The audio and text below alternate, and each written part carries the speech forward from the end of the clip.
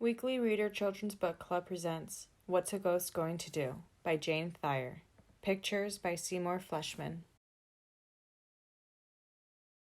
Gus was a friendly ghost who lived in an attic apartment in an old house in the country. The house was so old that its shingles curled, its windows were cracked, and its paint was peeling. In the summer, Mr. and Mrs. Scott and Susie and Sammy Scott lived in the house. The Scotts didn't believe in ghosts, but when Gus banged and clanked with his bang-clank equipment, they told their friends proudly, "We've got a ghost named Gus." When the Scotts moved out in the fall, Mouse moved in. Gus made cheesecake for him, and they played checkers by a crackling log fire. Summer and winter, Gus led a happy life. One day, when the birds had flown south, and the Scotts would be leaving soon, Gus was hanging around when he heard Mr. Scott talking to Mrs. Scott. "I think I'll sell the house to the government," Mr. Scott said. "The government is buying old houses and tearing them down to make a park here. They will tear this one down. Then we could build a new house," Mrs. Scott said. Gus was shocked. Tear the house down? It was the only home he had ever known. Where would he go if they tore it down? "Oh, I've got to put some thoughts into Mr. Scott's head," he decided. He followed Mr. Scott around the house, trying to put some thoughts in his head. "This is a lovely old house," cried Gus in ghostly language. Mr. Scott wasn't listening. He followed Mr. Scott around the garden. "There aren't many like it left," cried Gus in ghostly language. Mr. Scott wasn't listening. "Don't sell it," begged Gus. Still, Mr. Scott didn't hear. Gus climbed back to his attic apartment, groaning with despair. He couldn't go with the Scotts.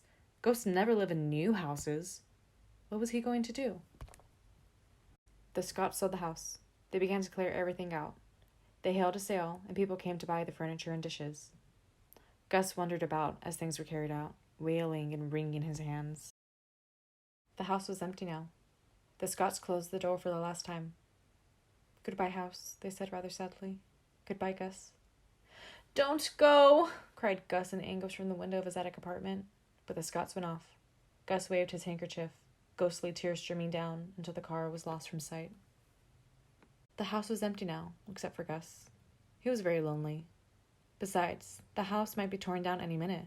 Down the road stood an even older house.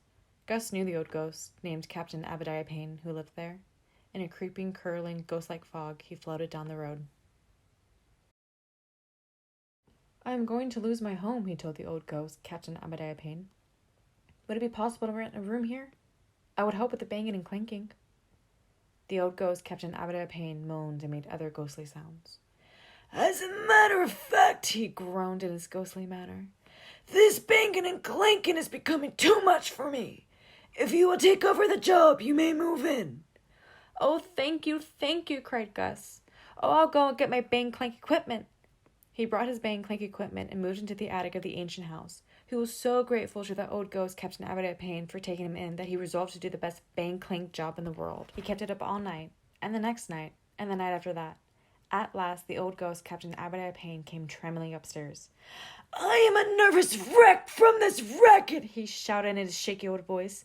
"Oh, excuse me," exclaimed Gus. "Oh, I'll bang very softly." Captain Abadiah Payne shook his ghostly old head. "It's not going to work. You're living here. I'm sorry. Goodbye." Nothing Gus could say would change that old ghost's mind. Sorrowfully, Gus gathered up his bang-clank equipment. In a creeping, curling, ghost-like fog, he floated up the road to the lonely, empty old house about to be torn down. The next day, Mouse came around. "Shall I move in?" he inquired. Gus shook his head. "They're going to tear the house down.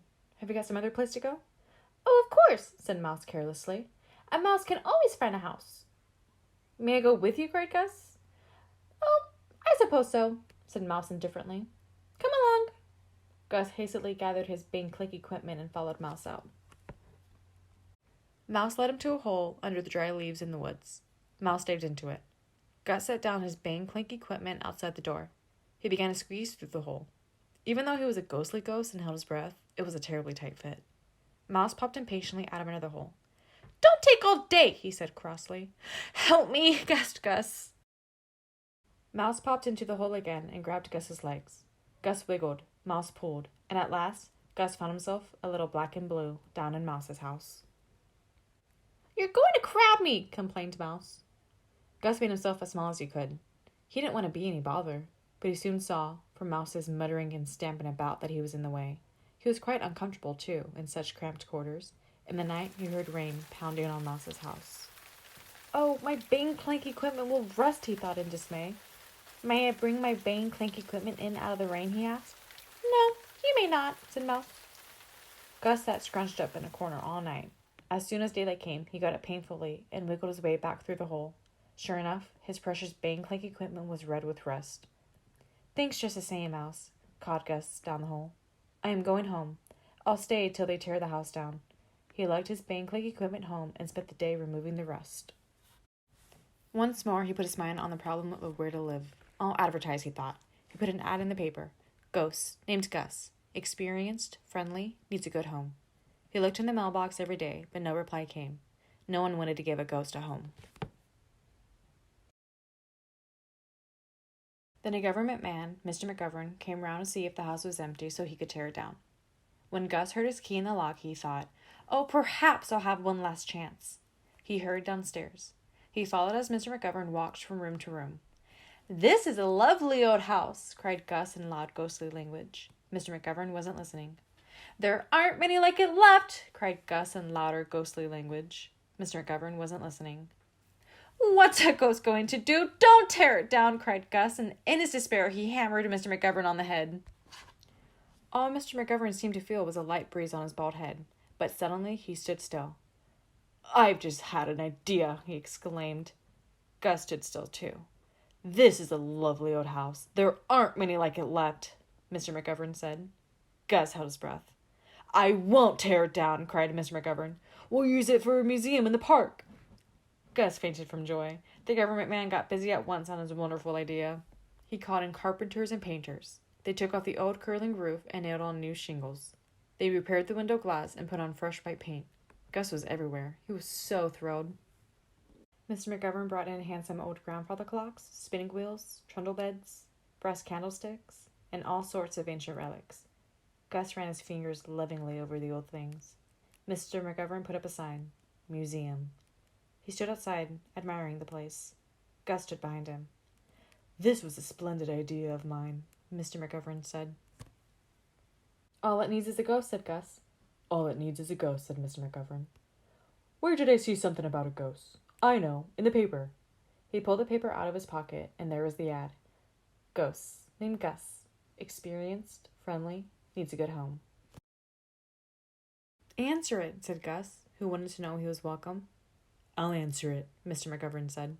He mailed a letter that said, Dear Gus, you are cordially invited to make your home in the new park museum. How will we know if he accepts? Mr. McGovern wondered. Bang clank, said Gus. Good, said Mr. McGovern. Then people poured in to see all the ancient relics in the park museum. Mr. McGovern explained about hoop skirts and warming pans. He told them to notice the lovely old house, for there weren't many like it left. Gus looked after everything. He banged and he clanked. And we got a ghost, said Mr. McGovern proudly.